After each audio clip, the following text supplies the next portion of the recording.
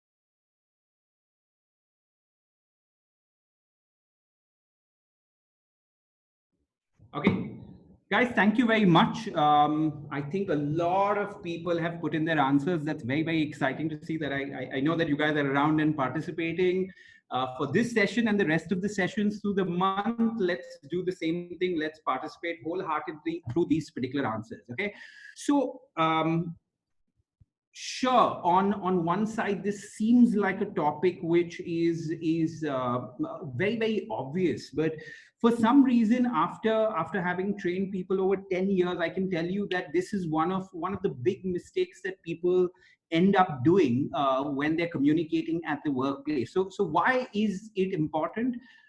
Number one, I think it's important because it gives out an impression, and it's not just the first impression that we're talking about, right? So of course, it gives out the first impression in the first 7 seconds, but even beyond that, your body language kind of has a big impression on how people perceive you. And if all of you all must have come across that stat where it says that almost 50% of weight in communication is given to your body language, close to 30% of it is the way you speak, and close to 7 to 10% are the actual words, right? So people make huge impressions of you because of your body language. The second thing is the way you feel yourself because of your body language, right? Now, there has been a lot of research that has been done in this particular area where of the importance of how good body language makes you feel better. And there's especially research from a lady called Amy Cuddy.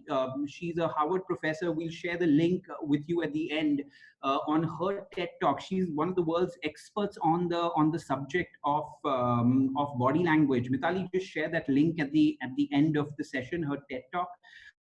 And she talks about how having good body language kind of has an impact on the way you feel and can actually make you feel more confident, right? So it becomes like in a way a cycle. So your emotions impact your body language, and in turn having the right body language starts impacting the way you actually feel, right? So body language is important for yourself, the way it makes you feel, and it is important for the other people that you're communicating with at all points of time. right? Now, in India, we've heard most of our parents' generation really talk about this issue. My mom would say this a lot when I was younger. She'd say this in Marathi, but I'll say this to you in Hindi. So she'd say, इस आदमी की personality बहुत अच्छी है, right? So that's something that you talk about, and all Indian parents have said that at some point of time. कि इसकी personality बहुत अच्छी है. And if you actually go down and kind of decode what they meant by somebody has a good personality, it boiled down to three things that they were referring to. I think the first thing that they were talking about when they spoke about a good personality is this: they was body language, right? So that's the first thing that they thought about. The second thing that they kept in mind when it came to a good personality was the way the person dressed. Was he a sharp dresser or not? And the third kind of factor that they always kept in mind was, I guess, overall fitness levels, right? You didn't have to be a Hrithik Roshan or a Ranveer Kapoor in terms of your fitness levels, but just somebody who's fairly fit. And if before the person opened his mouth, of course, so these were the three factors that they looked at for a good personality: good body language, the way a person is groomed or the way he dresses, and the third thing was his overall fitness levels. And of course, after he spoke to you, his tamiz or his manners or how he basically conducted himself. So if you had these four components in place, they would typically say that this person has a good personality. In most of my classrooms, when I ask people, um, uh, who comes to mind when you think of having a good personality, the answer that people often kind of go to is people from the armed forces, right? That's the answer that comes to their head immediately, whether it's the Navy, whether it's the Air Force, or whether it's the ground troops, right? The armed forces. That's the answer that comes to you immediately. And if you try to kind of tick the three boxes off, you will know that anybody from the armed forces kind of ticks those three boxes off. They have great body language, right? Number two, they're always sharply dressed. If they're wearing their uniforms, it's looking good on them. And most of them, if not all of them, is fairly fit. So because they tick these three boxes, more often than not, people from the armed forces are somebody that are supposed to have good personalities, right? And the truth of the matter is, you have thousands of people that go through army school every year, and they come out with good personalities, right? They don't necessarily go in with those good personalities, but they come out definitely with good personalities. A good reference to this actually is the movie Laksh, right? So if you watch the movie Laksh with Hrithik Roshan in it, before he goes to the armed school, he's kind of loose, dhila, not good body language, very casual body language. He goes into armed school, he literally comes out a man, right? He comes out with a good personality. And I believe with a few kind of tweaks, each and every one of us can do a similar kind of change, as you see in people from the armed forces, if you actually practice a few things well, right? So that's how important this particular subject is. And you have, of course, tons of research from all over the world to back this particular thing up, right? Now, okay, so what are the core kind of elements of body language, right? What are things which constitute good body language? And a lot of, so these are the four things that I would say are the core kind of elements of it. I think the most important, if you ask me, is posture. The second most important, in my opinion, is facial expression. The third is eye contact, and the fourth is your hand gestures, right? So in that order, there's no big debate over whether this one is more important than that one. I think all four of them are important. And through this particular class, we're going to get practical tips and understanding of what you're supposed to do in each one of these things, right? So let's head to posture first and try to understand what good posture is about. So if we kind of keep people that we think who have good personalities in mind, so let's take people in the armed forces. Again, I'm going to give a few political examples because these are kind of figures that you see all the time on TV, but please don't go into the politics of the issue. Just concentrate on the message around the body language, right? So people from the armed forces, typically see them straight. Other kind of public figures that have a good personality because of a good body language is somebody like Obama, right? Who was the US president, even Prime Minister Modi for that matter, right? He's really known for having a good personality. Again, ticks off the three boxes that we spoke about. has good body language, is well dressed, and has decent fitness levels, right? So now, what should your posture be? Okay, the answer to that, I think, is, and this is Amy Cuddy, by the way, right? So this is the TED talk that we're going to send you at the end of the session, so you can watch that for further details on it. But she talks about research across the world saying that body language makes you feel more confident. If you have a powerful stance, it can increase your power hormones, which means it increases your testosterone, decreases your stress hormones, leads to more confidence, and you feel more assertive and confident as a result of it, right? So this is all the research around this particular subject. And of course, we'll send you the TED talk, which is there, right? Now, let's look at good versus bad posture in the two kind of situations that you're going to find yourself in when you stand and when you sit, right? These are the two situations that you're going to, and it's obvious what is good and what is bad here, right? In this particular frame. So let's look at what is good posture when you're standing. Okay, so three kind of elements. The first element that we're talking about is straight back and no slouching, right? The second thing is expansive shoulders, and the third thing is the way you look. Okay, now what does straight back mean versus having sloppy body language?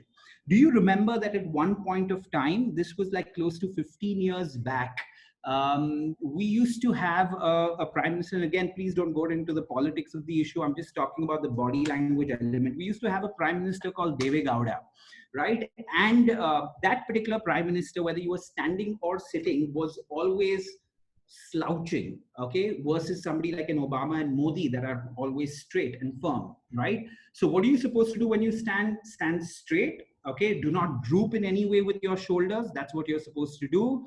And concentrate on your shoulders, right? So one of the biggest mistakes people make, whether they're sitting or standing, is they droop their shoulders like this, and that doesn't make their body language look good. Again, think of people from the armed forces. When they're sitting, they often sit or stand extremely straight and their shoulders are expansive.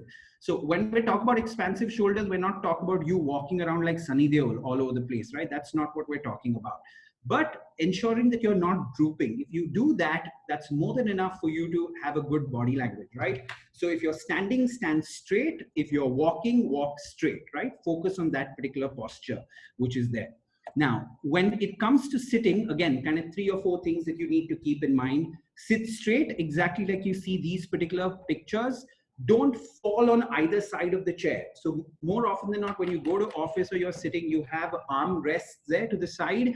And one of the big habits that we have is we fall on this side or we fall on that side of that particular, of the armrest. So that's the thing that we do that you're not supposed to do. So sit straight, don't fall on either side. And ensure that when you're sitting, there is no difference. So if you see this particular woman, there is no kind of gap between her back and the backside of her chair, right? So your body needs to take the shape of the chair when you're sitting straight. There shouldn't be any gap between your backside and the chair, right? That's what you need to do. Yeah. Now, again, you don't need to kind of sit straight all the time. You can, when you're sitting straight, you can take the backrest, you can rest against it. But even when you're doing that, ensure that you're sitting straight, even when you're resting on the backrest of the chair, right? So, yeah, so before we go further to the next thing, I want, if all of y'all are clear on what I'm trying to say yes in the chat box so that I'm clear that y'all hear me. At this stage, if you have any questions connected to posture, because in the subject of body language, I think posture is something which is very, very important. So if you have any questions connected to posture, this would be a good time to ask them.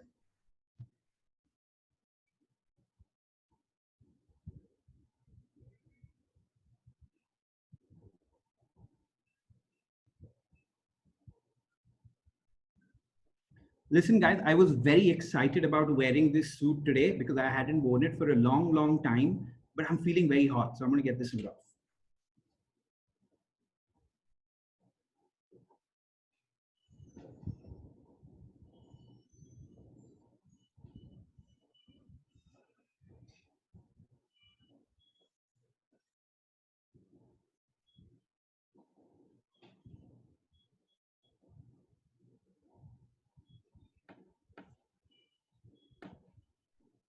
Yes, we're going to get to eye contact and we're going to get to those parts as we go along, right? So don't worry about that. I can see a few questions coming up. Let me have a look at them. Yeah, you know, one of an interesting question that has come up, right? Good, Rohit, a good job. I hope this is not my friend Rohit and some other Rohit, right? So the question that's come from Rohit in the question and answer box is around what if your body is not in shape, right? That's the question that has come up, right? I don't think that having a good posture has got anything to do with whether your body is in shape or not. Irrespective of what your shape is, you can always maintain good posture. Now, from the overall personality point of view that we were discussing, like we said, there are three elements to it: body language, the way you dress, and your fitness level. So your fitness levels are important. There's absolutely no doubt about that. But when it comes to posture and body language, you can definitely fix that even if your fitness levels currently are not great, right? So that's the answer to that, Rohit. Thank you very much for the question that you asked. I have a question from Akib Mohammed. Thank you, Akib, for the question. Um, you know, that's a good question again. So thank you very much. For meetings held for long hours, we can't be straight for the whole time. So how do we manage that without notice? I think that's a fantastic question, Akib. So first of all, a lot of people, when we talk about your posture being straight, they often think that they're not supposed to take backrest, right? They're not supposed to lean against their chair.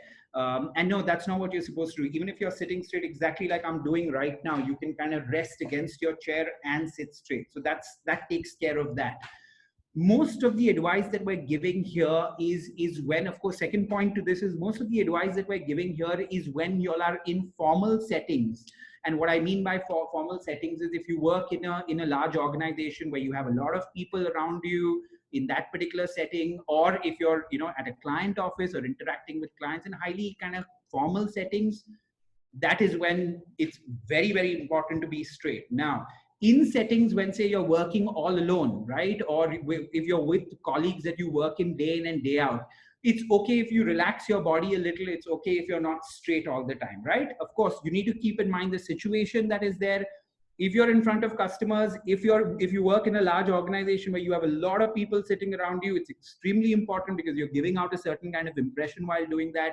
If you're sitting all alone, if you're just working with colleagues who are more like friends and you have body language which is a lot more relaxed, that is okay as well. Okay. Now, the third point, Akib, to this particular thing as part of the answer that you gave me is, we started this particular session by saying body language is not just something that you do for others, but body language is something that you do for yourself as well.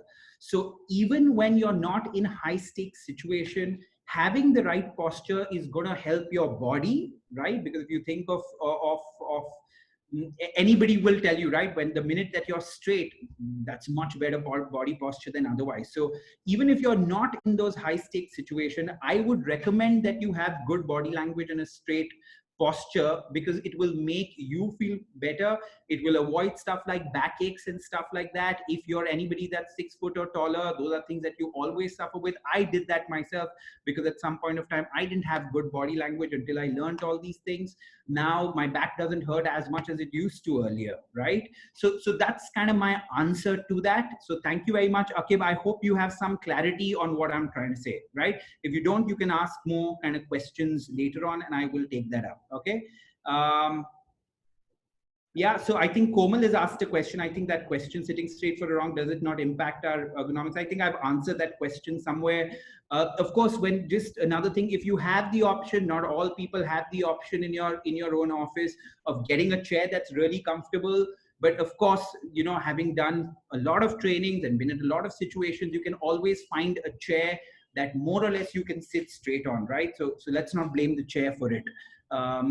We can find a chair where we can really sit straight. Okay. Can we close our arms while sitting during long meetings, right? Very good. Muskan, I'm going to come to that particular question when we deal with the whole issues of hands. can't sing longer even during, okay, what should my body language be when I'm talking to my boss and my boss asking me or instruct me something? What should be my hand? Okay, a lot of boss questions. Amit, we're going to have a specific session tomorrow morning at 10 o'clock.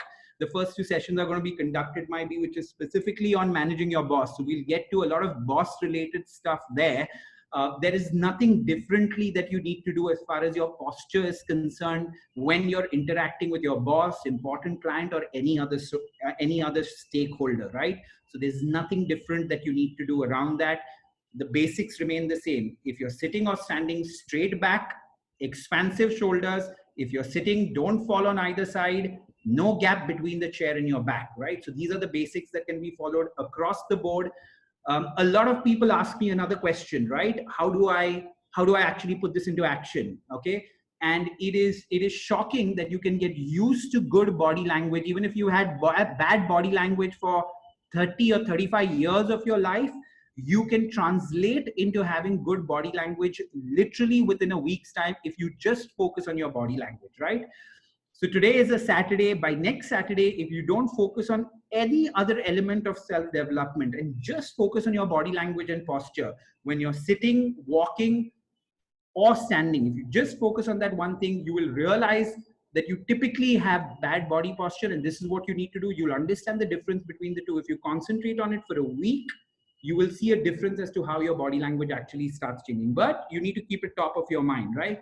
One of the other things that I recommend to people during that particular week, since we tend to look at our phones so much, right? So have a wallpaper on your phone that just says body language. That's it. It says nothing else. Just says body language. So every time you look at the phone, you're trying to check it for a message, you're going to get like a reminder that, listen, I need to improve my body language. And that small little tip, so many people that we've trained on this subject over the last tips have found that so useful because we access our phone so often, right? So for those of y'all who want to understand the subject and implement it, this is a great tip towards it, right? So thank you very much for the questions. I'm going to come back to you. I'm going to come back and answer more questions as we go along.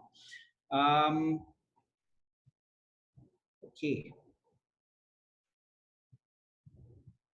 Okay, so now, on the subject of eye contact, one of the things that we want to do here is we want to keep our advice that we give really practical, implementable, and real, right? So that is something that we're going to really focus on at the Work Better Club.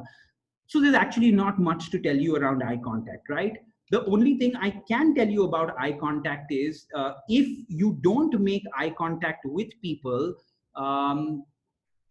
people don't tend to trust you, right? So, and why is that? Because if you think of it, ever since we were kids, our parents would say this to us, right? They would say, especially if they thought we were lying, they would say, "Aankhon mein dekh ke batao," right? So that's the line. Look into my eyes and tell me this thing, right? Because they would kind of read into our eyes and be able to tell whether we're lying or not. So the minute you're interacting with anybody, especially at the place of business, and they are not making eye contact to you, the person on the other side doesn't find you trustworthy enough, right? So there is this good research point that says, recruiting professionals say that people that don't make eye contact is one of the biggest interviews that they make, the biggest mistakes that they make, right? And that makes the kind of recruiter wary of hiring that particular person.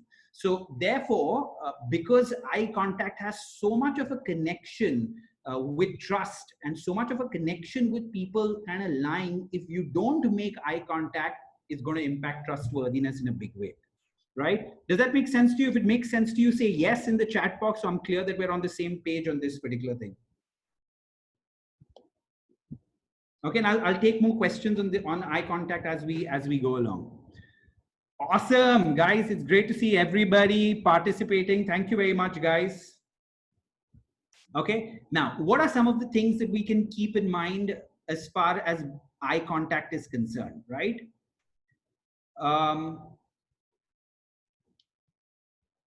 Okay, so make eye contact with people.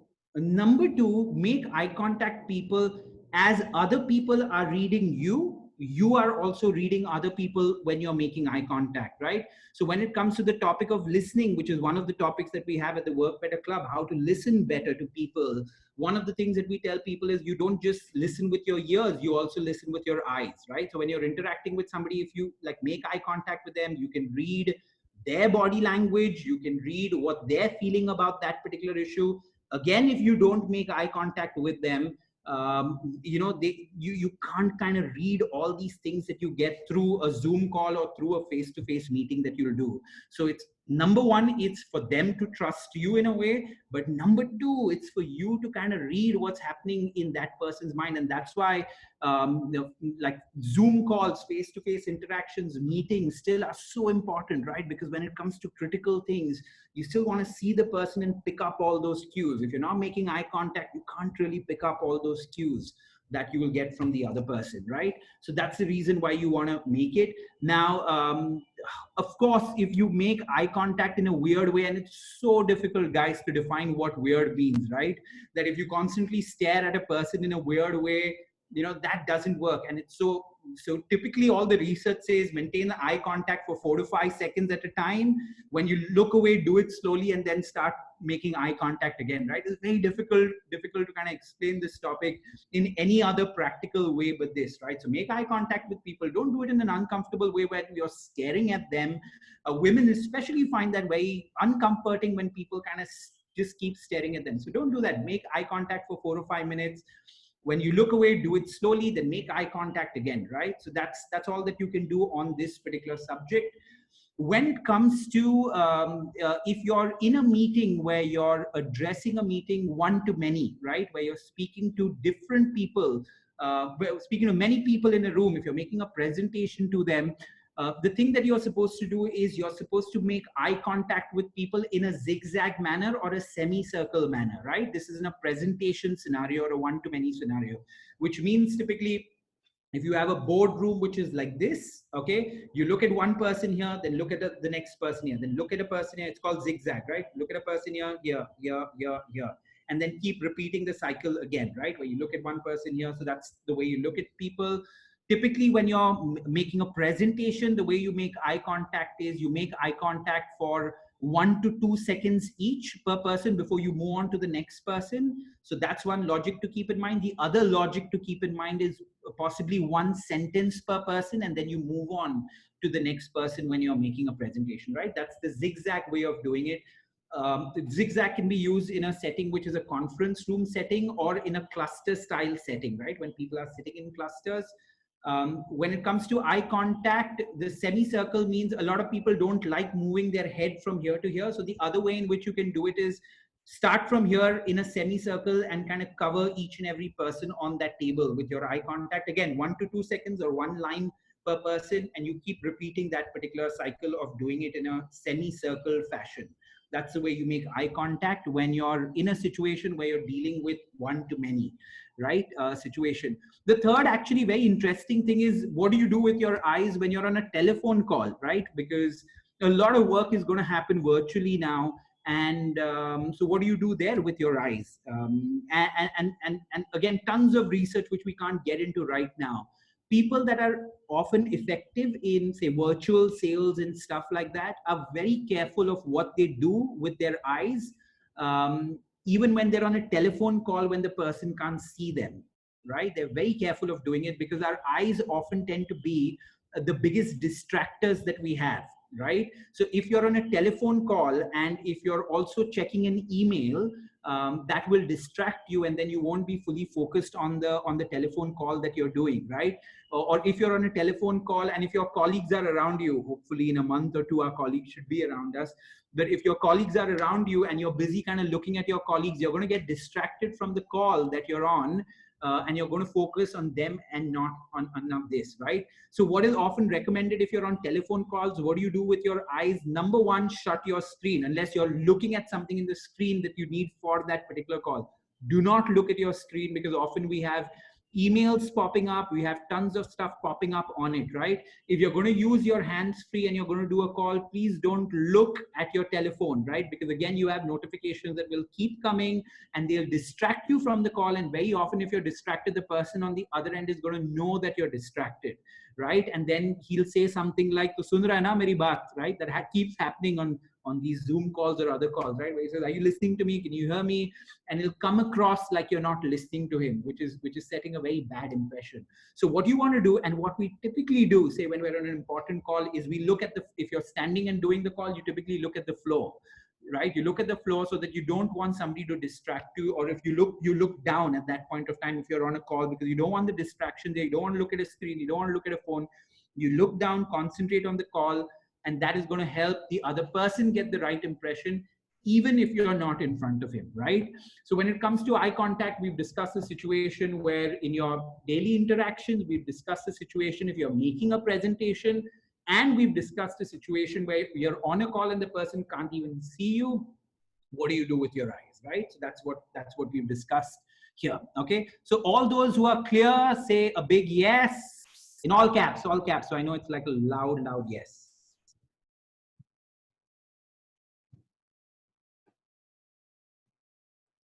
Ah, good. Shubham, thank you for a big yes.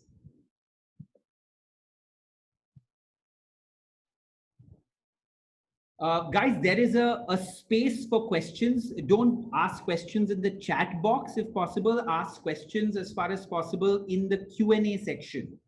Okay.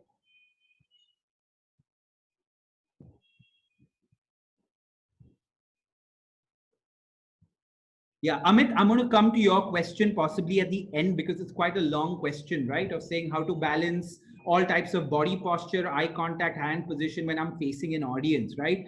The better place where this question will be answered, because it's more a public speaking question, it's more a presentation question, and we're not going into deep detail as far as presentation skills and body language in this section. But I think in this month or the next month, we have a specific presentation skills class where you're going to get great tips on this particular subject, right? So that's the time to come for that. But at the end, if we have some time, Amit, I will share something on it, right? Yeah, I'm looking for a question. I think an interesting question had come up from...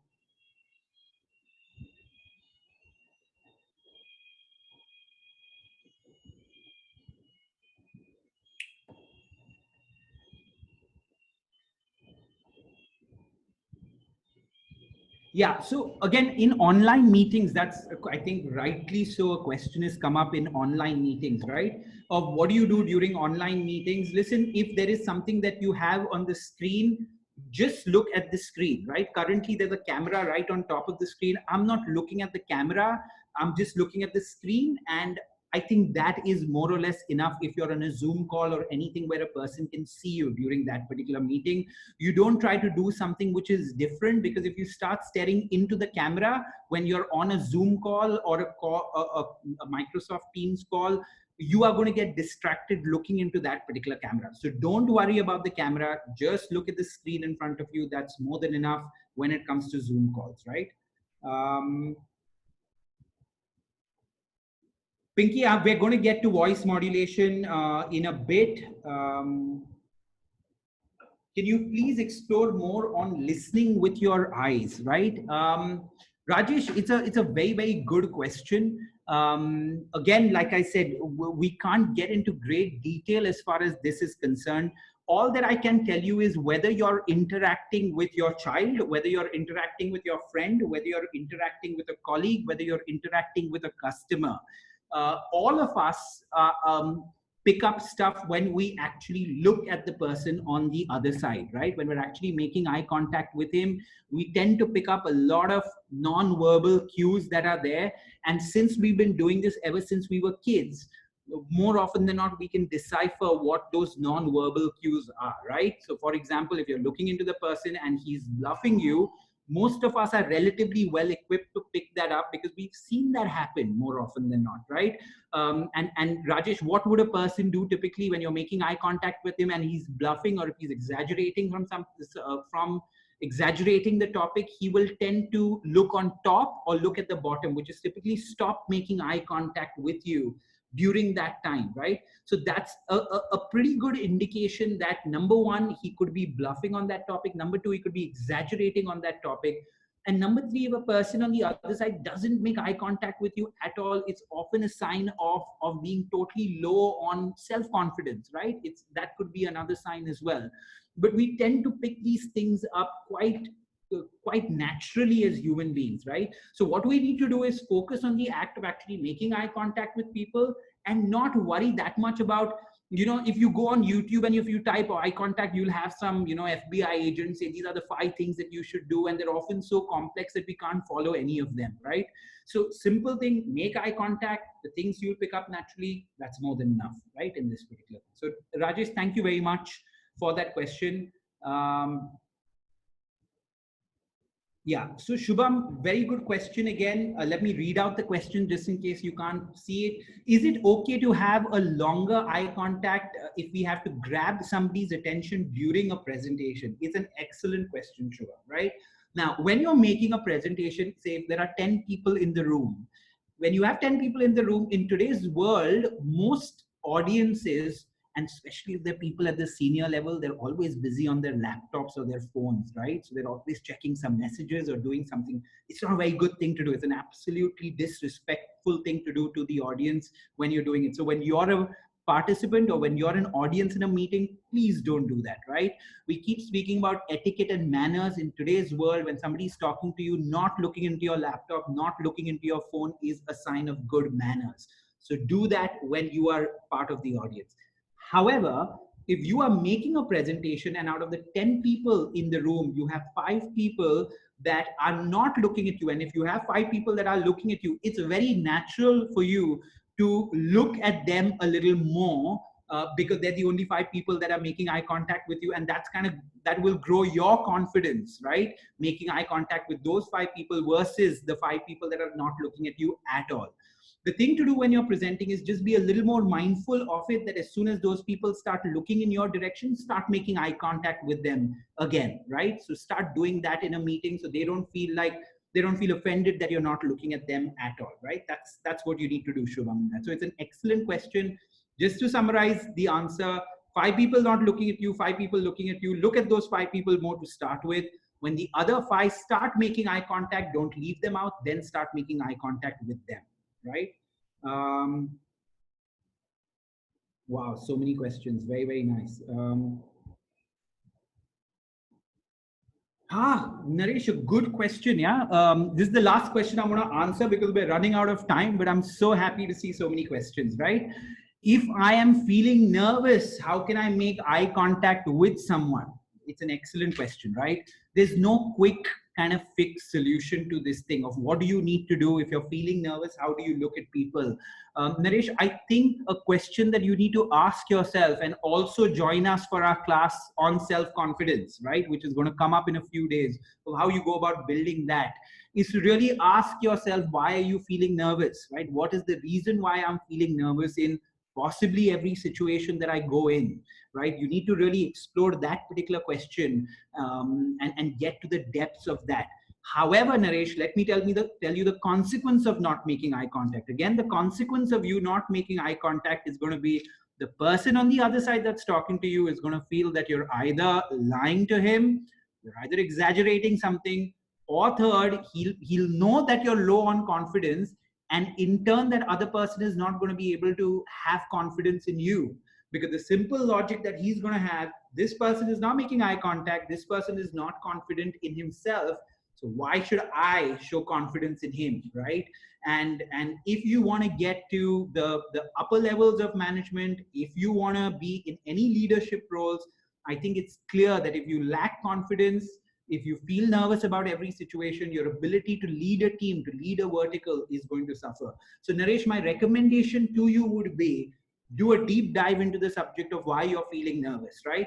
Now, again, feeling nervous during a presentation or in public speaking situations is very natural, right? 95% of people feel nervous during public speaking situations. So if you're one of them, you don't need to worry about that, right?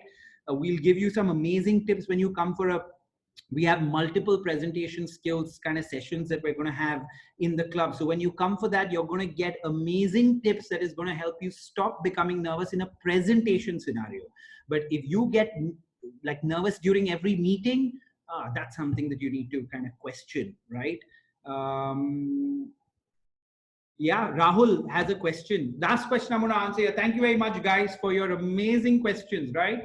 I'm so happy. We didn't expect so much of interaction in our first club class. I expected nobody to come, right? Amazing. Good. Okay, last question, Rahul, here. And then I'm going to move on to the next topic because we're running out of time. I have my team kind of prodding me that I need to go on with the topic. But Rahul, okay, whenever I interact with my manager, or other person with eye contact, I face an issue. I have a smile on my face during the discussion, right? And sometimes it happens when I'm doing something serious. Rahul, I have no solution for you. Okay, that's the only thing I can tell you. I have no solution for you because I don't know what to tell you. I don't know why you're smiling. I find something funny. I know what's happening, right?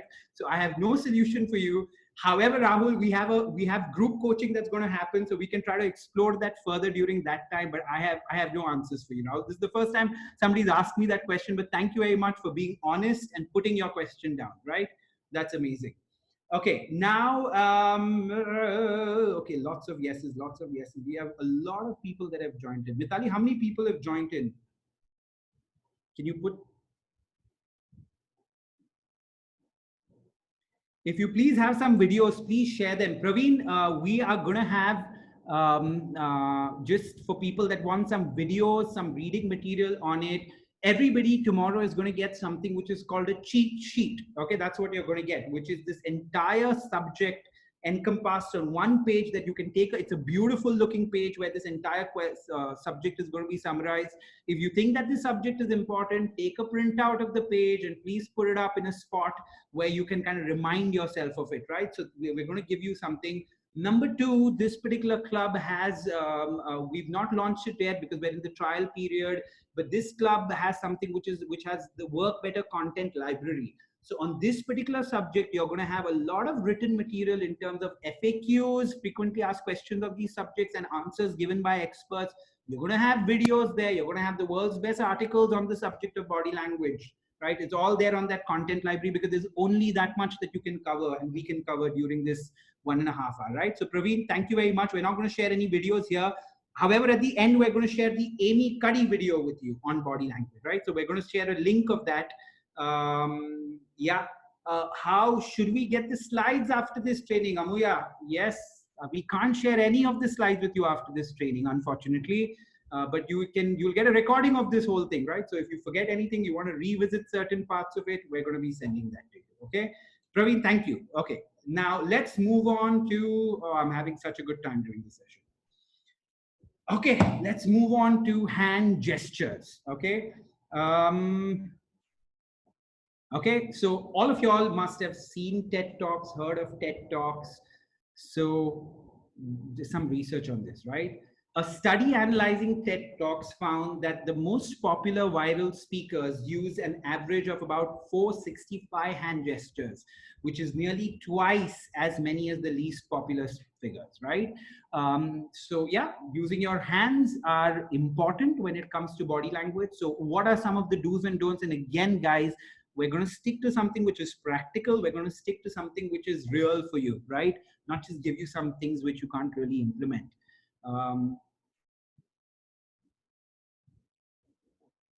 Okay. Very important topic. So if you want to get good at understanding the subject of gestures and hands, number one thing to do is don't force gestures. Let them occur naturally, right? So if you're in a meeting and if you try forcing gestures out, that's a stupid thing to do because you don't want to be, you want to be concentrating on the message you're giving. You want to be concentrating on your posture. You want to be concentrating on speaking in an impactful way. You want to do all of those things, but you don't want to be focusing on your hands that you have to move them. Please don't do that. If your hands move, if you gesture, great.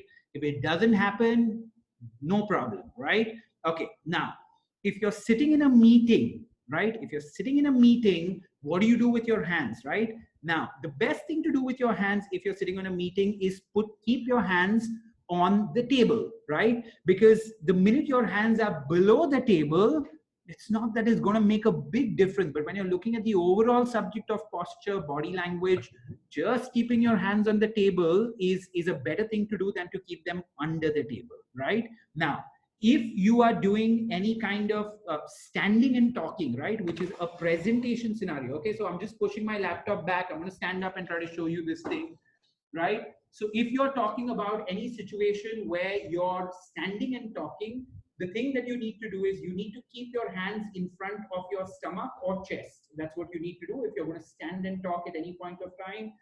Please do not keep your hands to the side, okay, because that makes your body language look weird. Okay, it's not the right thing to do. Please don't keep your hands in front like this because it makes your body droop. The minute that you do that, please don't keep your hands behind if you're going to be standing and talking in any situation, right? That again makes your overall posture look weird. What you're supposed to do is keep your hands in front of your stomach or chest, right? The minute you keep your hands in front of your stomach or chest, that has a positive impact on your posture. Okay, the minute you do that, that has a positive impact on your posture. Your body kind of leans forward a little, which is a good thing, right? Now, after that, what are you supposed to do? Again, let me bring your notice to the fact that you are not supposed to force gestures, right? Do not try to do that. Just keep your hands here. Now, the more you get comfortable on stage or the more you get comfortable standing and talking, automatically your hands will start moving, right? It's something that will just happen automatically the more comfortable you feel, right? So keep your hands here. The minute you're comfortable, they'll start moving, right? Now, when you get extremely comfortable communicating, standing up or communicating in front of an audience, you are supposed to actually gesture according to what you're saying, right? So that's the simple rule. Now, what does that mean, gesture according to what you're saying? If you're going to talk about growth, right, you can say this quarter we've seen huge growth, right? So you can move your hand in that particular direction. You can, if you're talking about market, you can say we've expanded our market into so many areas. Or you can say we have lowered the cost of this particular thing. Or you can use your hands and you say we're moving very, very quickly in this particular area, right? So you can kind of gesture according to what you say,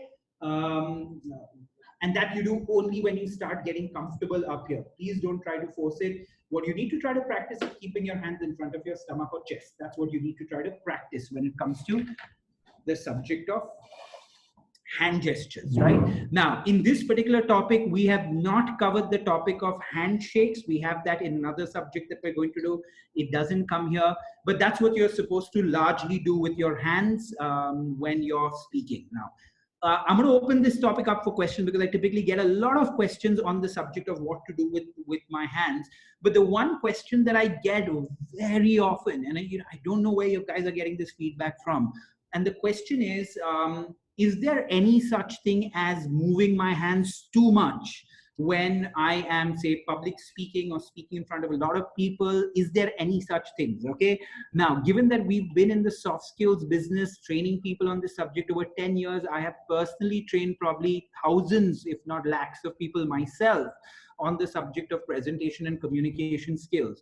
And I can assure you of one thing, having trained thousands of people on the subject of presentations, I have seen just one person out of thousands that moved his hands too much, right? That moved his hands a lot. So most people kind of think that they're moving their hands too much, but just trust me, the audience doesn't care about it, right? There's no such thing as moving your hands too much unless you're doing something absolutely obnoxious that doesn't make sense, right? Otherwise, the thing to do, keep them natural. Don't worry about your hands. If you're sitting, keep them on the table. If you're standing, keep them in front of your stomach or chest. Move them naturally. When you're comfortable, gesture according to what you're saying, right? This is the kind of summary of what you're supposed to do with your hands. Okay, now, if you're clear on what I'm saying, give me a big yes in the chat box. If you're not clear and if you have any questions, go to Q&A and ask me some questions.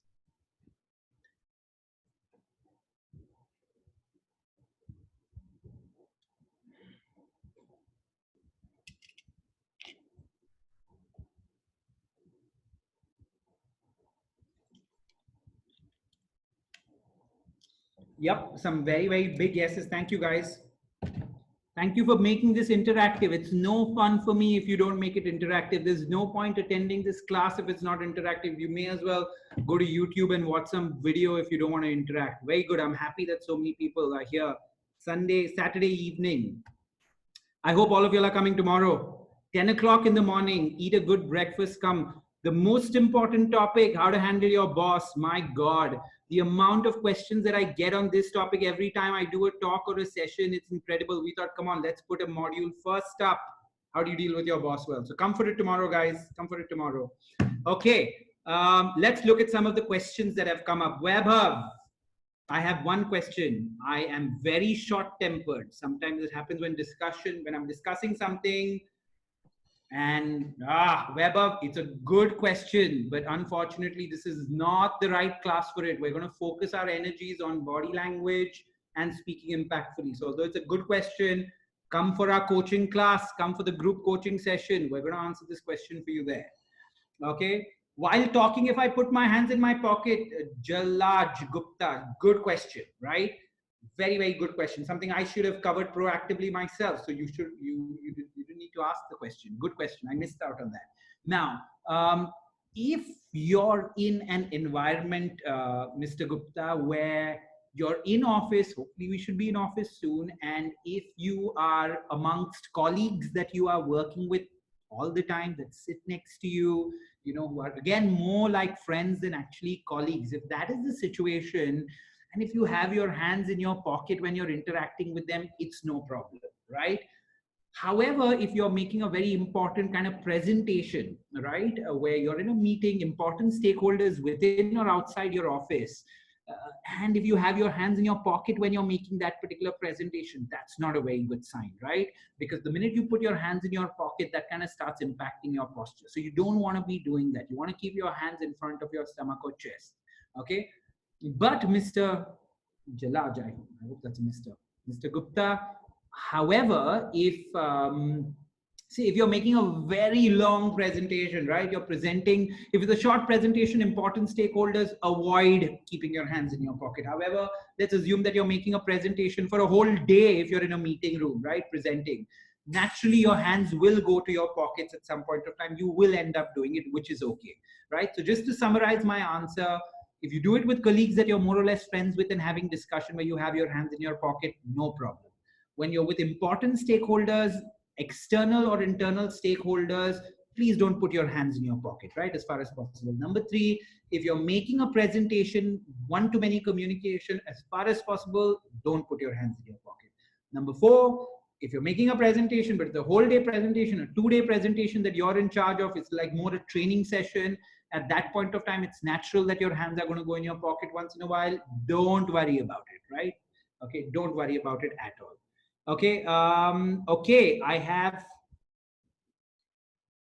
Okay, so I think Arlene quote, what is appropriate open hand gesture? Okay, so again, I hope I'm answering your question right, but typically what is said about hands when you're in a meeting, don't point towards people, right? So if you have to call out something, don't say, hey, you tell me about this, right? In a personal or professional situation, that's not a very good thing to do. Don't point with your finger towards people.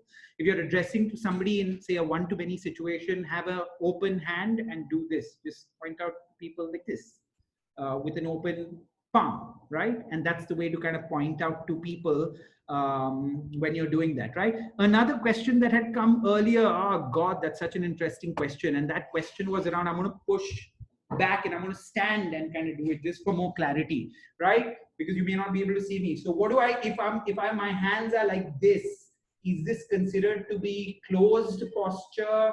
What is this considered to be, right? Because more often than not, the books on this particular subject will say that, oh, if you're sitting like this, that means you're a closed person.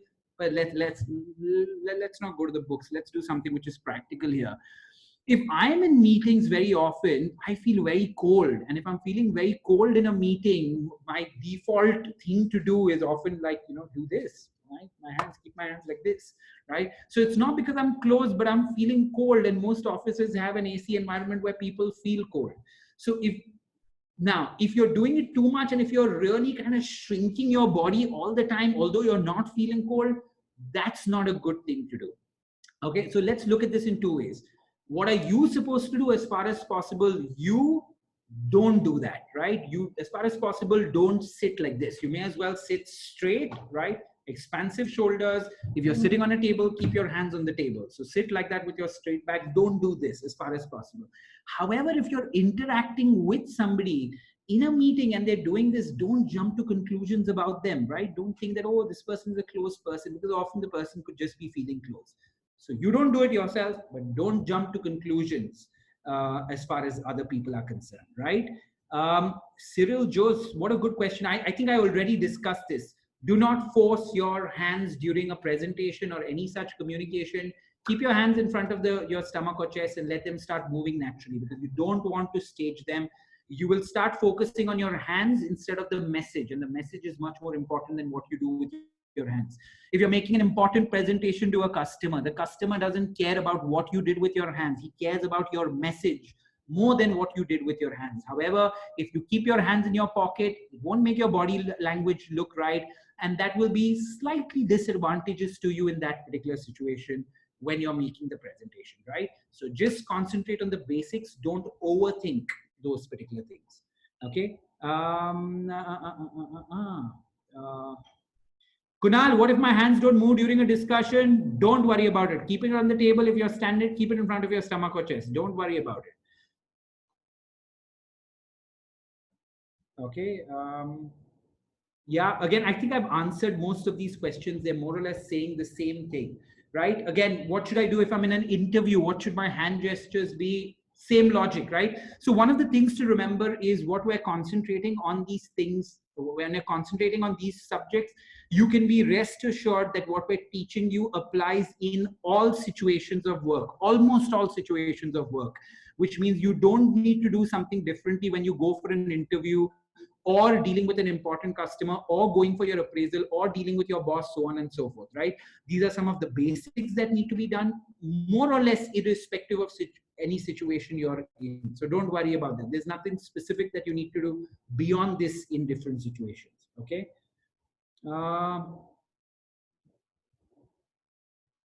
Okay, cool. I think I can't answer so many questions, right?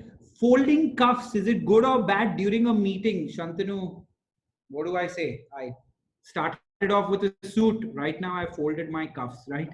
Okay. I think it just depends on who's in the meeting, what your comfort level is with the people that you're in a meeting with. So if you're comfortable with the people, if they're people that you meet all the time, and if you fold your cuffs, it's no problem. However, if you're in a situation, say, where you're dealing with somebody really senior, important stakeholders, you may not want to do it, right? So it's not like it's going to make or break difference to your life. Don't worry about it, right? Yeah, because often India is a very kind of hot country. So it's a very hot country, so people often tend to fold their sleeves because it's hot if they're in an external environment. Good questions. So many questions. Ray Kumarappa. Okay, I hope I'm getting your name right. What is the right hand gesture in the Zoom meeting? Don't worry about your hands unless you're doing something obnoxious. Don't worry about your hands in a Zoom meeting, right? You can hardly see my hands. I need to stand up for you to see my hands in most cases, although I have them all over here. Okay, my 2-year-old son has just appeared. Bye. See you. Okay. Work from home. Okay. Yes. So, okay. No more questions on this. Now we're going to we have such limited time. Okay. But let's go to facial expressions now, right? Which is the next topic to take. What do you need to do? Okay. The first thing, okay, on facial expressions. When I was a kid, I read this quote that stuck with me, right? And there's a quote that says, a man without a smiling face must not open shop, right? Of course, it applies to all genders, but that's the way the quote is written. It's an old Chinese proverb. It says, a man without a man without a smiling face must not open shop, right? So it's extremely important in a work environment for you to have, if you're not smiling, for you to have at least a pleasant facial expression. Okay. Now, this is a very important topic. So I want you to be all ears. We have limited time. So I want you guys to concentrate. So in a situation, say, where you're walking across the corridor, or you meet somebody in a lift at the workplace, or if you go into a meeting, your default facial expression must be a positive one. Okay. Now, when I say a positive one, I'm not talking about having a big, broad smile on your face every time you're interacting with people. That's not what I'm talking about, right? But if you come across a colleague or come across a senior or come across anybody in a work situation, it's good to have a default expression which is a positive one and not one where you're frowning. Okay. So that is what you need to do. Now, in most meeting situation, whether you're on Zoom, whether it's a face-to-face meeting or in any other situation, irrespective of the topic that you're going to discuss in the meeting, it could be a very difficult topic to discuss.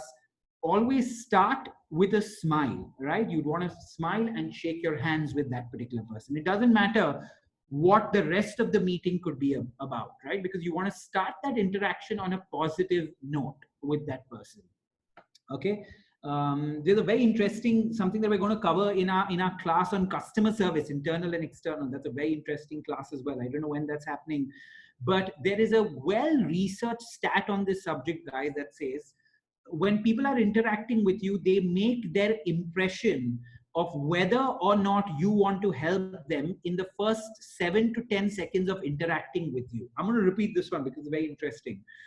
It says people make their impression of you, of whether or not you want to help them, within the first 7 to 10 seconds of interacting with you, right? So if you're going to start those first 7 to 10 seconds of interaction with a frown on your face, people often are going to think that you don't want to help them, right? And then for some reason during that interaction, if you need to say no to them for something that they want, often the impression you give that internal or external customer is that when you started the interaction, because you had a frown on your face, you didn't want to help him from the start. So unko lagega isko pehle se hi nahi karna tha, right? So that's the thing that he's going to say in his mind.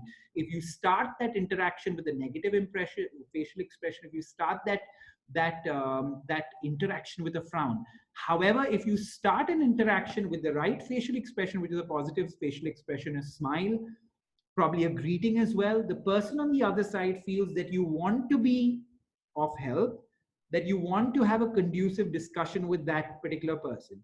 Now, in the course of that discussion, maybe you can't say yes to what that person wants, right? He's still going to be okay with it because he's going to think that when this person entered this particular discussion, he entered with a positive state of mind. He possibly wanted to help, but something is genuinely holding him back in this particular discussion. So that's what he's going to think, right? Now, I hope all those who are clear, big yes in the chat box, please, because this is a very important point. I don't want to go on until you give me a big yes in the chat box. Come on, tell me that we're clear on this. Big yes is coming along. Big yes is coming along. Yep.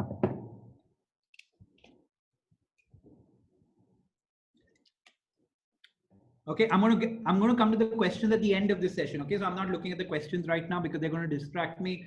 Guys, this is a class, right? So I'm going to repeat myself because I think the first 2 points that we made are important. There could be confusion. So please bear with my repetition, right? Number 1, a person without a smiling face must not open shop. Number 2, your default facial expression in most social settings should be a positive one and not a negative one. Number 3, start all your interactions, right? All your meetings, all your interactions with a smile on your face and with a good greeting, because people make an impression of whether or not they want to help you within the first 7 seconds of interacting with you, right? So very, very important points. I hope you keep this in mind, right? Isn't it strange? Let me kind of bring you in on this particular subject, right? Isn't it strange? Okay, correct me if I'm wrong. I think everybody on this particular chat forum is from India, is possibly an Indian. You know, if you enter an elevator or a lift in a hotel with somebody who's white-skinned, very often, I mean somebody who's from the West, from Europe or US, a white-skinned person, when you enter the lift with them, they will more often than not have a smile on their face as their default expression, and they often greet you, right? That's not something that we do very often, but you'd find that in colleagues that work with you from the Western world. Or say if you go to a hotel and if you bump into somebody who's white, they always do that. But if you meet somebody more often than not in the lift, even if it's in your own society, if you meet that person, or in your office building, you've seen that guy in the other department, you still have a frown on your face. You still won't smile at that person. It's something that we do for some reason. All of us Indians are guilty of doing this, right? At least most of us, not all of us, right? Before we start clamoring on the chat box, right? So that's something I think that all of us can start doing. Okay. Now, of course, you don't want to be smiling too much at somebody that you don't know, right? A lot of women in this particular box will say, listen, if I go to office and if I give everybody a big smile, that'll be a problem in itself. And so will the men say, if I give a big smile to everybody, that could be a problem in itself. Of course, all of us need to exercise some common sense in what I'm saying. All of us need to know the situation, because you know people differently, so on and so forth. You need to be aware of the culture in your particular office. You need to be aware. So you need to use your common sense in this situation. You can't have a one thing that you slap in all these situations, right? When it comes to the positive facial expression. But by and large, the first 3 points that we shared will work in most of your interactions with people. Okay. Now, an important point. What should your facial expression be when you're listening to someone? That's a very, very important one, right? If we had more time, I would have asked you this question, but we have such little time. Let me throw some light on it, right? So your facial expression when you're listening to somebody needs to be reflective of the emotion that the other person has, right? For example, if you are speaking to a customer or important stakeholder that's upset about something and you have a smile on your face, right? You're going to get into trouble there. If that person is upset about something, you need to reflect his facial expression where you show concern.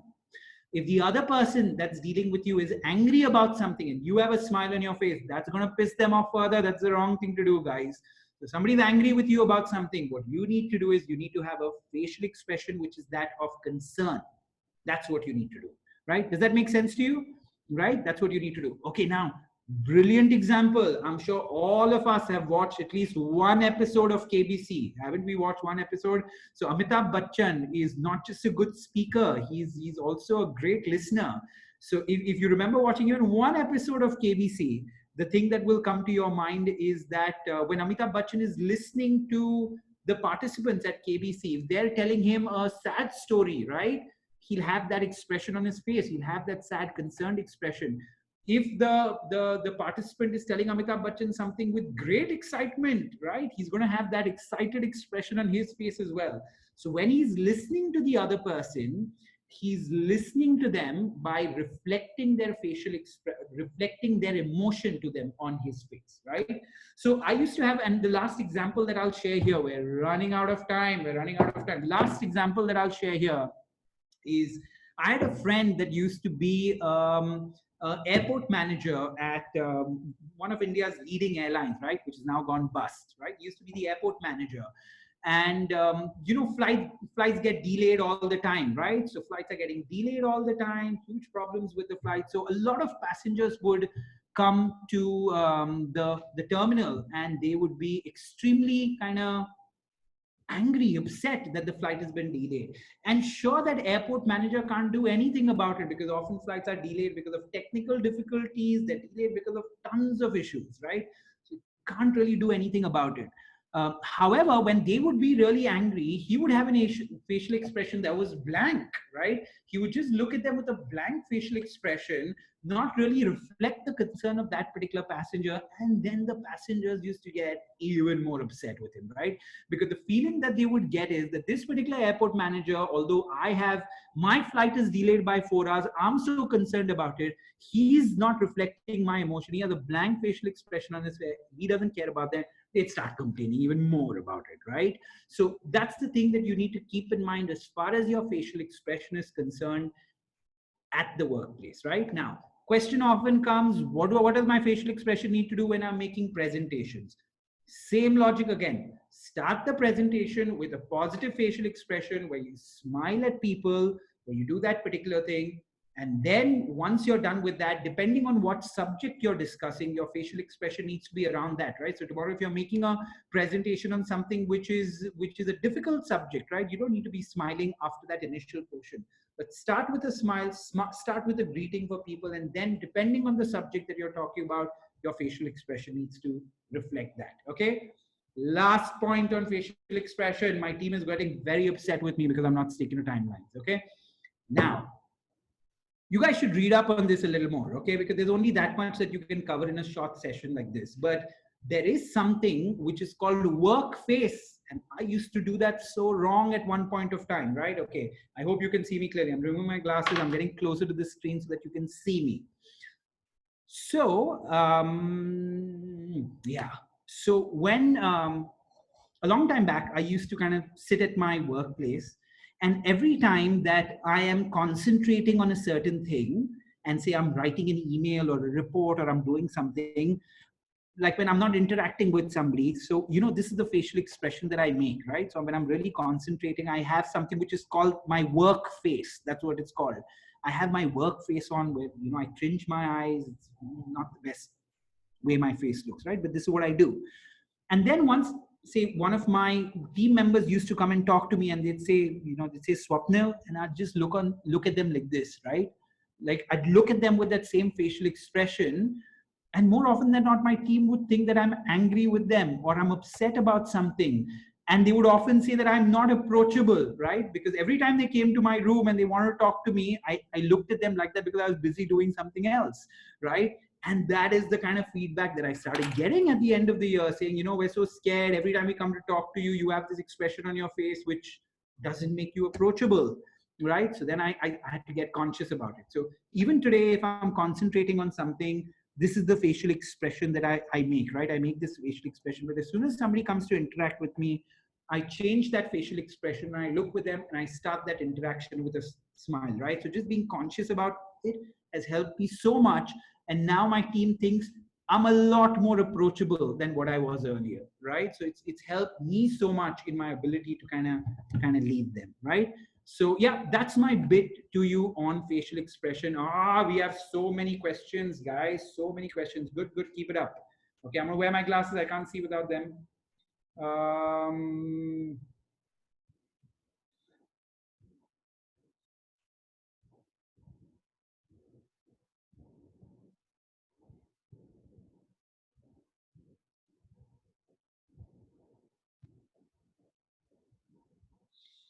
Yeah, Namrata, again, it's a great question. Not all facial expressions stick around for a long time. You're right about it, right? So even if you're sitting in a meeting, you want to avoid, especially if you have important stakeholders around you, right? You want to avoid looking not interested. You want to avoid looking bored in a meeting, especially if you have important stakeholders around you, right? You don't want to be doing that. You don't want to be looking into your cell phone. You don't want to be doing these things, right? I think some people have actually mastered, and you should be one of them, right? They've mastered the art of, even if the meeting is extremely boring, they have a facial expression on their face that makes them seem like they're very interested in it, right? Can you keep that on for the whole day? Possibly not, right? You can't do that for the whole day. But if you especially have short meetings, ensure that you don't have a facial expression where you're looking bored, you're looking uninterested, because that could have some wrong consequences on the people speaking or who are a part of the meeting, right? So the thing that I want to actually, for each one of you all to take away from this particular subject and topic, is to say, when it comes to the topic of body language, please be conscious about your body language, which means please be conscious about your posture. It's a very simple thing that you need to do. Be careful about it. When it comes to your eyes, very simple things to do, right? Be conscious about it. Third thing, when it comes to your hands, be conscious about it, right? So each and every one of the areas that we've covered and your facial expression, just be aware about it. And even during the next 1 week, if you raise your awareness on these things, you will try to rectify them. It's not going to happen immediately, but it'll take a good 7 or 10 days for you to actually rectify these things, right? And again, Namrata, to your question, I think what we need to do is our facial expression needs to reflect the emotion of the person on the other side, right? And bosses often, if you're a leader here, the thing that pisses you off the most when you're dealing with your team members is when you are concerned about something and the facial expression there seems like they're not concerned at all about it. If you're a parent again of a teenager, I'm sure you will know this particular feeling where the parent is so concerned, but the expression on the teenager's face is that where it doesn't seem like they give a damn, even if they don't say anything about it. And that pisses the parent off, right? To see that particular facial expression. So that's how it's going to basically work at the workplace, right? So with that, we are done. I think, are we done? Yeah, we're done with the subject of facial expression. Okay, these are the takeaways. Quickly read through them because we can't spend much time on that. This is just a summary of this topic.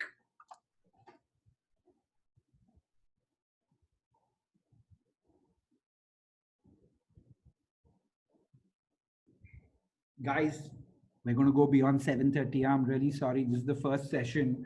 We're going to go beyond 7:30. I don't want to abruptly end this session. You guys have taken the time and come to it. We're going to try to wrap up as soon as possible, but please bear with me. I'm a passionate teacher. So, and I haven't trained people in such a long time, because of the lockdown. I've been busy with other CEO related stuff running the company. So not had training. So I'm pretty excited as well. So please forgive me. Okay. Thank you, Ashwin. At least it's good to see one person is really enjoying the session. You made my day. I'm going to tell my wife that somebody at least enjoyed my session a lot. Lalit, thank you. Thank you very much. Thank you. Thank you. I think every teacher needs a little bit of encouragement, right? Yeah. Thank you. Okay. So this is the key takeaways there, right? Now, very quickly, let's go on to the next subject, right? So we spoke about how to speak impactfully. Okay. And you need to focus because I don't want to take much of your time, but I need your total attention. I need your total focus during this period. Here in this particular section, we are not talking about the content of what you speak. We are not talking about how you structure your communication. How do you structure your thought? We are not talking about that. The only thing that we're talking about in this section is irrespective of what you're saying, how do you say that with impact, right? Whether it's a telephone call, whether it's a meeting, whether it's a presentation, how do you say that with impact? I hope I'm clear on that. We're not talking about the actual contents. We're not talking about the structure. We're not talking about whether you're making sense or not. We're not talking about that. We're saying irrespective of what you say, how do you say that with impact, right? So that's what we're here to talk about. Thank you that you all are enjoying it, okay? Now, what you say is important, but how you say it makes all the difference, right? I think all of you all will agree with that. Okay, now quickly. Okay. Now, are you all listening? Everybody listening? Everybody listening? Everybody listening? Everybody listening? Yeah, come on, let's go. So, listen carefully. There are 5 things that helps a person speak impactfully. 5 things.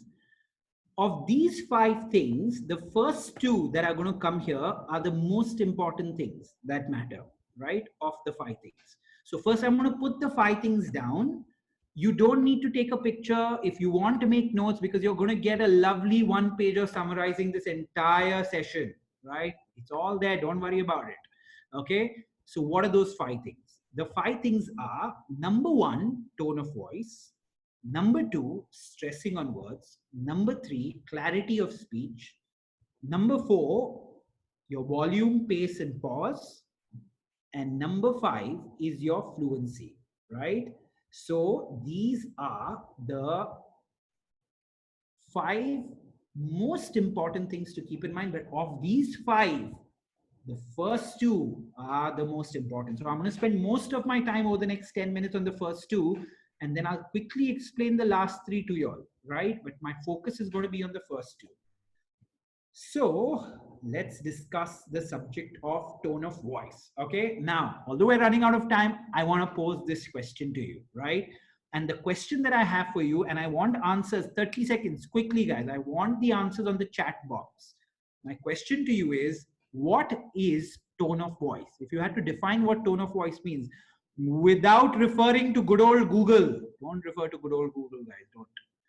If you had to write your answers in the chat box very, very quickly, okay, of what is tone of voice?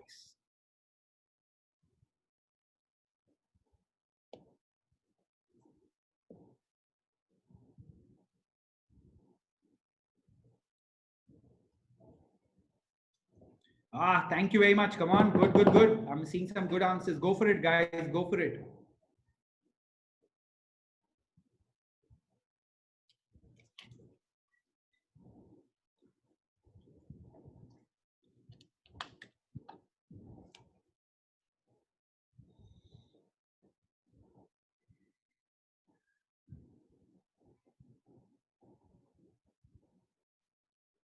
Okay, good. Thank you very much, my sincere students that have come at 6 o'clock on a Saturday during a lockdown. Okay, very good. Thank you very much. Thank you for some of your answers. Now, since I've conducted so many of these sessions, typically when I ask people, what does tone of voice mean? They give answers which are very similar to this, right? So they give answers where they say that, oh, tone of voice is pitch. That's what they'll say. And then I ask them, what's pitch mean? And they're like, I don't know what pitch means. Or some of them will say, oh, tone of voice is vibration in your voice. And then I ask them, what do you mean by vibration? We don't know what vibration means. Okay, or they say tone of voice is volume. They know tone of voice is not volume. So those are typical answers that people give. The other typical answers that people give is that they'll say tone of voice is it should be soft. That's what they'll say, right? It should be soft. And that doesn't give me, it's like if I ask you a question saying, what does a country mean? Right? If I ask you, what does a country mean? And then you start giving answers saying India, Japan, China, those are names of countries, but that's not what a country means. So exactly like that, most of your answers, not all, are about telling me, it should be soft, it should be this, it should be that. Because the fact of the matter is, when it comes to verbal communication, the most important of those five things is tone of voice. And yet people don't have clarity on what tone of voice means. Now, what does tone of voice mean? Tone of voice, very simply, listen to this thing carefully. Tone of voice means emotions or feelings expressed through words, right? That's the way you can define tone of voice. Emotions or feelings expressed through words, right? And now all the things that you said will start making sense, right? So typically when we're speaking to people, we'll say, he spoke to me in a sad tone of voice, right? That's an emotion. He spoke to me in a happy tone of voice. He spoke to me in an excited tone of voice. He spoke to me in a sarcastic tone of voice. He spoke to me in an angry tone of voice. He spoke to me in an impolite tone of voice. He spoke to me in a polite tone of voice. He spoke to me in a confident. All these are emotions or feelings that you express through words, right? So, but first, it's important to understand the concept of what tone of voice means. It's your emotions or feelings expressed through words. Now, beautiful quote. I love proverbs and quotes, right? Those of you all who have been students of mine know that I love them. There's a beautiful quote that says 90% of misunderstandings between human beings happen not because of what is said, but because of the tone of voice in which it is said or how it's said. Again, 90% of misunderstandings between people happen not because of what is said, but because of the tone of voice in which it is said, right? If any of you all are married, you know exactly what I'm talking about, right? Because I think 90% of spousal discord happens not because of the contents of anything, but because of the tone of voice in which the person speaks, right? So just to give you a typical example, if my wife calls out to me from the other room and she says, Swapnil, and then I say, yeah.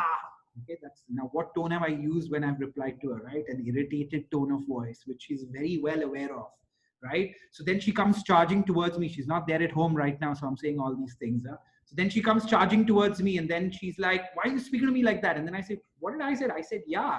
And it's not really about the yeah, but it's actually how I said that yeah.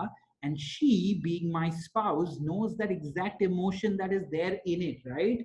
That I'm speaking to her in an irritated tone of voice. And I'm sure all the people that are married here, all the people that are married or have been in long-term relationship with people will agree with me, right?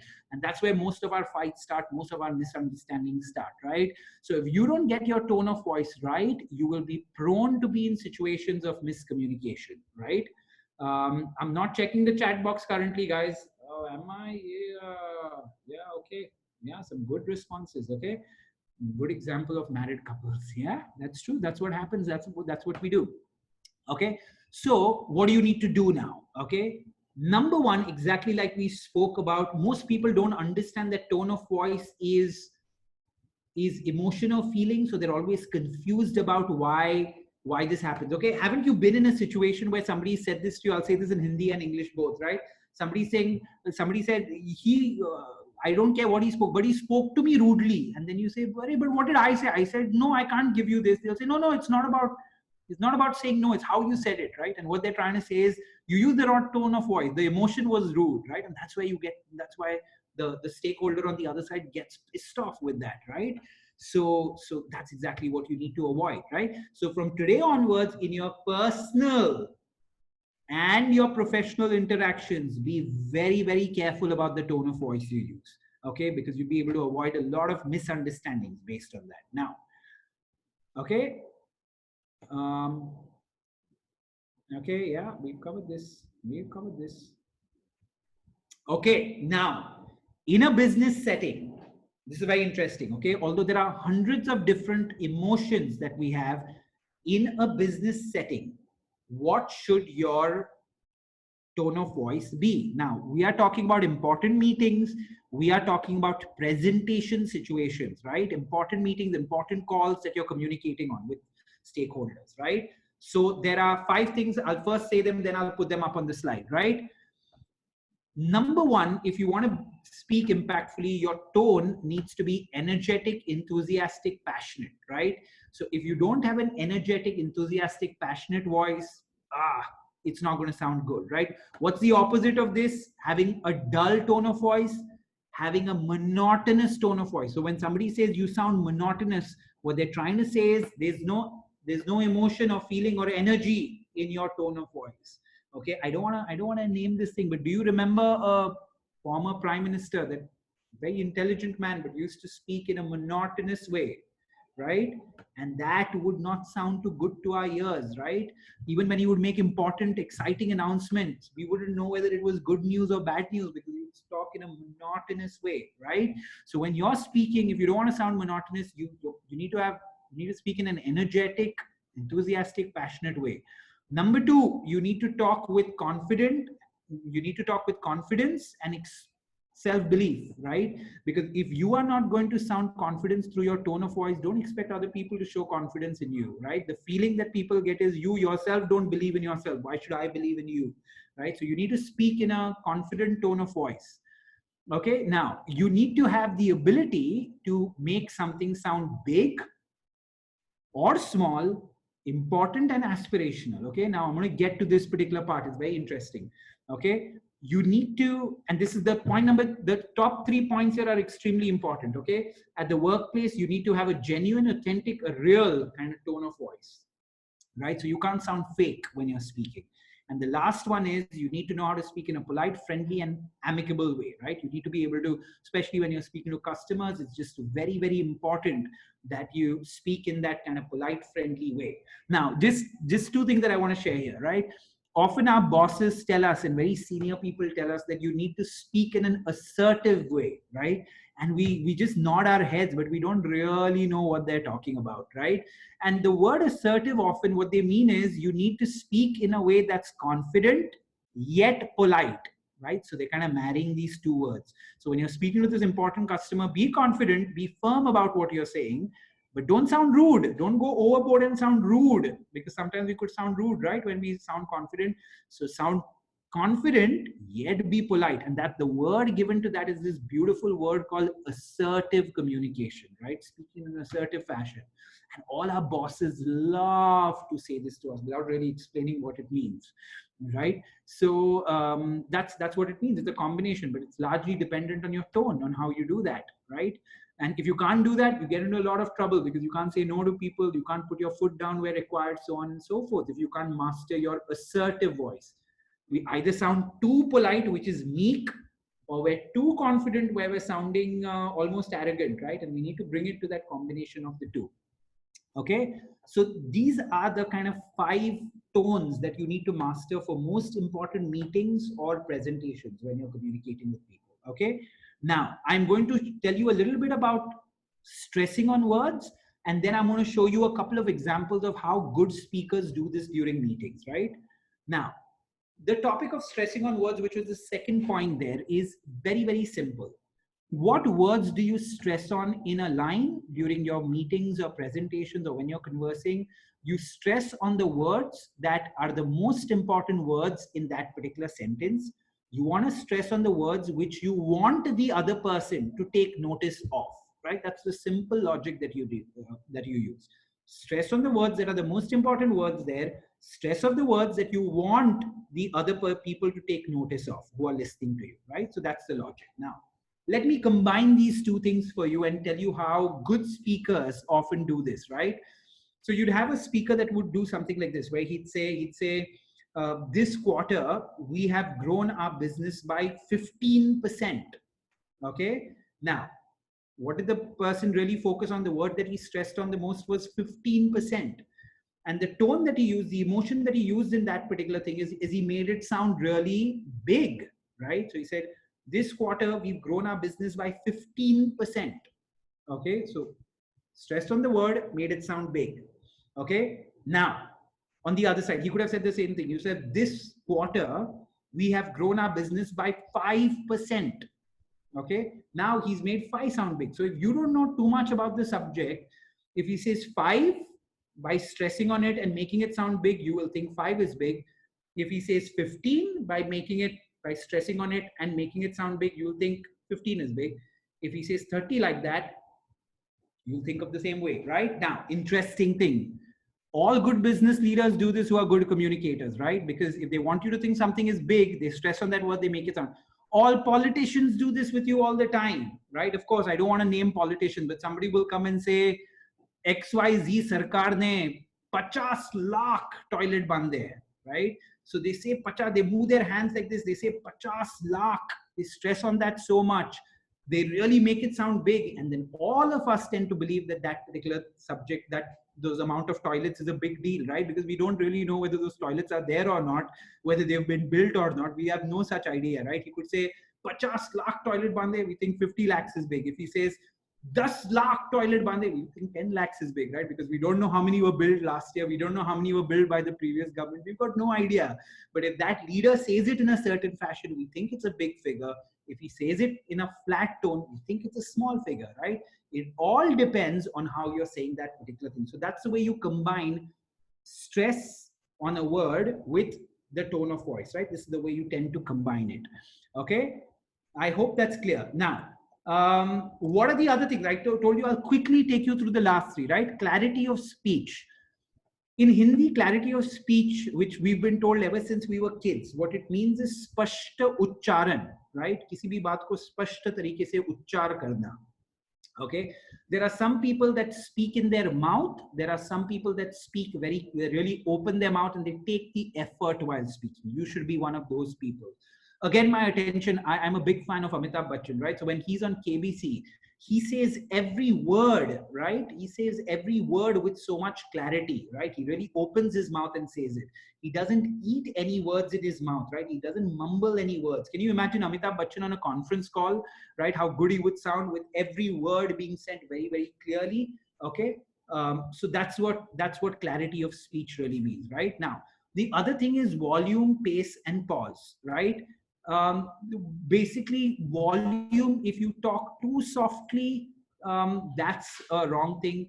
So of course, if you shout out, that's a wrong thing. I've not seen many people speak too loudly, but I've seen way too many people speak too softly, whether it comes on Zoom calls, whether it comes to, one-on-one discussions, so on and so forth, right? So we err on the side of speaking too softly more often than not than too loudly, right? But I cannot give you that what should your exact volume be, right? Because it's not like it's there on some knob on a music player for me to tell you that. But just be aware that you're not speaking too softly, right? If you do public speaking with a mic, ensure a lot of people, instead of holding the mic here, hold the mic right, next to their belly button, right?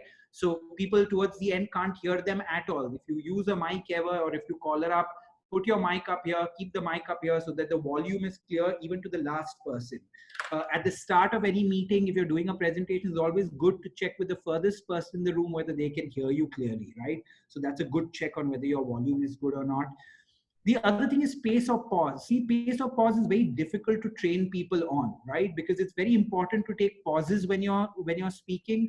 And the way to do it is at the end of every sentence, where you typically put a full stop. When you write, you put a full stop. That's the place where you take a pause, right? But it's very difficult to actually train people on this particular thing. So you can get a lot of theoretical stuff, but it doesn't really work. And the last thing is your fluency. So fluency typically comes when you have a good command over the language, right? So if you have that good command over the language, you will have fluency on it. If you don't have the command over the language, you're not going to have the fluency on it, right? So that's what these points are about. I typically focus on the first two because I don't know whether you heard of the 2080. 2080, you should read up on it, right? So if you get the first two right, that will give you 80% of your results, right, as compared to the last three. So it's really important to focus on the first two when you're doing it. Now, what's a great tip? Because I'm sure everybody is thinking, oh, you know what, I love this, I want to start speaking more impactfully. How do I practice? Very simple thing to do, and all of y'all can start doing this from today. Okay, read aloud. Read any newspaper, book, anything. Read aloud for 10 to 15 minutes a day, right? Just follow this simple practice of reading something aloud. You can't read in your mind if you want to improve the way you speak. So read aloud for 10 to 15 minutes. But when you're reading aloud, read like a news reader would read on TV, right? Because they do all these things that I just spoke about. If you actually think about it, they do each and every one of these things. So read like a newsreader would read, where you stress on the right words for the right things. You use the right tone of voice. You concentrate on the clarity of speech, right? Of really opening your mouth and speaking. You really focus on that particular thing. You speak at the right volume, right? Try to speak at the right pace, pause. And of course, the fluency, because you're reading it out. And the thing to do is, over a period of 7 to 15 days, right? Do this exercise for 15 days. 7 to 15 days, and every day record yourself. Ideally video record yourself, but if you're too conscious, don't like being video recorded, at least audio record yourself and see how you sound, right? And when you do that, you'll have a pretty good indicator. Am I speaking with clarity? Am I using the right tone at the right places? Am I really stressing on the right words? Because you can't really practice this thing otherwise, unless you do this particular reading exercise for 10 to 15 minutes for 7 to 15 days is what I would recommend. And a really important way of doing it is record yourself, ideally in video, right? Record yourself and then watch yourself every day, and you will know whether you're getting better or not. Because the minute we watch ourselves, since we watch so many other speakers, when you watch yourself, it becomes easy for you to compare yourself against somebody who's a good speaker and then see those areas of improvement, right? So do that particular thing, and just trust me when I say that when you do this, you will need no other coach, right? Because you will start becoming your best self coach. And if you still have any questions, that's what the Work Better Club is for. So you're going to come for the group coaching classes, right? We have group coaching where you can ask any question that you want for 1.5 hours, and we're going to address those particular questions. So you can come there, but I can assure you, even if you don't, this exercise will really help you improve in this area of your life. Okay. Yeah. So key takeaways, I want you all to read them. I'm not going to read them. Key takeaways. How many do we have? 5. Okay. Key takeaways are these. Okay. Now I'm going to go to the chat. Okay. Good. Good. Thank you very much. Thank you guys. You are very, very kind and very, very nice. You are being very, very sweet. Thank you very much in the chat.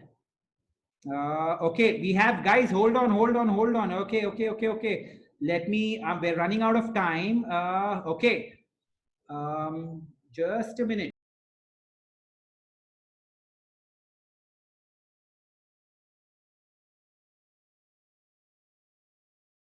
So, ladies and gentlemen, with that, we come off the first session of Work Better Club, and I am so grateful to all of y'all to have logged on and been on this first session. We hope the Work Better Club proposition is going to be a humongous proposition, because all of y'all will agree that soft skills are as important as hard skills, right?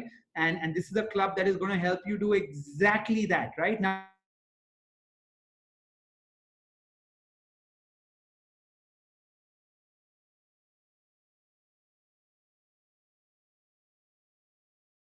Okay. Now, what I want you to do is, although you're going to get a cheat sheet, I want each one of y'all to make a note of what your top three takeaways are from this particular session. Make a notepad, make a note somewhere. But besides doing that,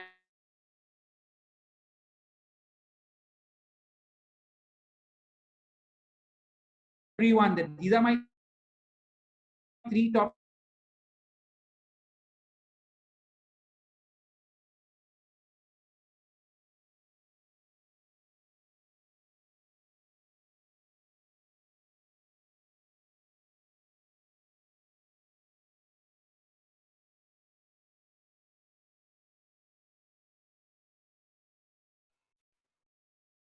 Hi, am I back on? Hello? Yeah.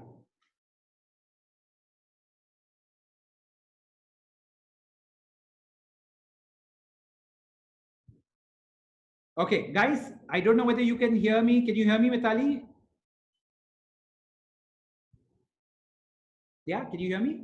Yeah. So what I want all of y'all to put down your top three takeaways from this particular session in the chat box. Whatever the three things that you're going to take and actually start doing in your life, please put them down. Right. Until you think of them, let me tell you another thing. Right. So I am in this kind of training session. I am playing the equivalent of a gym instructor. Right. I am telling you what are the exercises that you need to do to make yourself fit. Right. That is what I can do. But you are not going to become fit if you don't actually start doing those exercises. So a lot of people go to the gym instructor tells them what exercises to do. They never do those exercises, and then they often say, yeah, gym to chalta hi nahi hai, the gym doesn't work. No, the gym works, yeah, but the gym works for people that actually go and work out consistently, right? So this training program is going to work for you if you start implementing the stuff that you learned from this particular training session. If you don't implement the stuff that you learned from this training session, it's not going to work for you, right? So please put down the three things that you have, put them down in this particular chat box, and ensure that you start implementing them in your day-to-day life, and implement them in such a way that people see the difference, right? Literally, the stakeholders that deal with you, whether personal or professional, must say to you, they must say, isko kya hua yaar? How did this guy change so much as far as his body language is concerned? Or how did he change so much as far as what you call it, his ability to speak is concerned, right? So people must actually see the difference. If you lose 1 kg of weight, you know about it. If you lose 15 kgs of weight, the whole world knows about it, right? So lose those 10 to 15 kgs by actually bringing about these changes so that people can see it and start putting it into action, because that's the most important thing that you need to do. Okay, so I'm glad that you put some of these takeaways. My team is literally shouting at me now, right? So I hope you put these takeaways. Please start implementing them now. We have I'm putting it in the chat box, guys. We have a test that is there, which is a quick assessment, and this assessment is a very simple assessment. It's more an assessment to help you remember stuff, right? And if you answer any 7 out of 10 right, you are going to get a beautiful certificate from Work Better Training, that you've taken this particular thing and you answered the test. The beautiful certificate. I am putting the link in the chat box right now. There it is. No, wait, I have just put it for just a minute, just a minute, just a minute. Okay, this is the link which is come. And if you go and answer this quick test, you're going to get a beautiful certificate with your name that is going to come to you, right? Which you can download. So please do that. Okay, and also I am going to launch a poll, which is your feedback for this particular session. So I'm going to launch the poll. Please quickly answer this particular poll. It's just 3 questions that you need to answer there, then do the assessment. And with that, we come to an end of the first session of the Work Better Club. Okay, Arunima, can you see the poll? Okay, so please answer it quickly. Yeah, and there the assessment is. The assessment is there. Please look at the assessment, do the assessment, guys. Okay, thank you very much. I've had a great time. Thank you for interacting so much. It was really fun for me to do this particular session with you. Thank you. Thank you very much. If you're having any problems with the link, Mitali, can you please look into the, we have a few people that are talking about having problems with the link. Mitali, please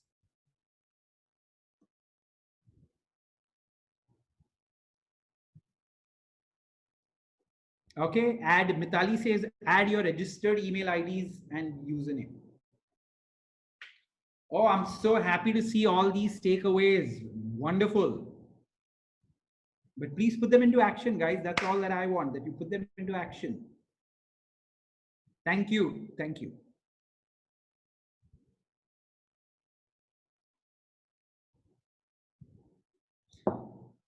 Better to learn. If you learn 10 things and don't implement anything, it doesn't make sense. If you learn one thing and implement it, that's far more useful than learning 10 things and not implementing anything, right? So ensure from this point on, the focus is on implementation. Also, guys, tomorrow morning, 10 o'clock, is the amazing session on how to deal with your boss well, right? I don't think there's any subject which is more important than how to deal with your boss well. I'm going to be taking that subject. Next week, we have some other trainers taking those sessions, which are equally wonderful. We've got the best trainers of soft skills and behavior in this country taking every subject on that calendar for you, right? So you can be rest assured about the quality. But tomorrow's session, can't have a better topic than that, guys. Manage your boss. Have you ever had a session on that? Never. That's the session that you need to come for. I hope to see you post breakfast. Vaibhav, thank you very much. Thank you, thank you, thank you. Oh, Mitali's also put up the amazing video on by Amy Cuddy, the body language one, right? She's put that, watch that, guys. It's a 20-minute video. If you don't have time today, if it's too much of time away from family, watch that tomorrow. But look at that link or type Amy Cuddy on YouTube and you can read, you can watch the video. The focus of that video is around how body language impacts yourself, right? Of how it has an impact on yourself. So watch that particular video.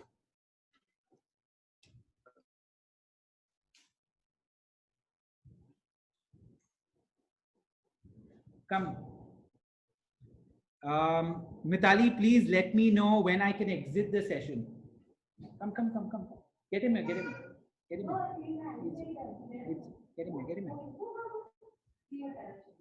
Come, come, come, come, come, come, come, come, come, come, come, come. My son is finally here. We had kept him away from the house because we were supposed to do this webinar, but I'm going to show you a picture of him anyway. Here, hi, say hi. Hi. Hi, everyone. Hi, everyone. Okay, say bye, everyone. Bye, everyone. Okay, say I hope you all had a good time learning. I hope time learning. Okay, he's least interested, guys. Bye, see you. Say bye. Bye, see you. Bye, see you. Frida was there. Frida was there? Okay, cool. Oh, you're on two screens. Okay. Bye, guys. See you. Thank you very much. Mitali, can I exit the meeting? What did she say? I've sent it, no?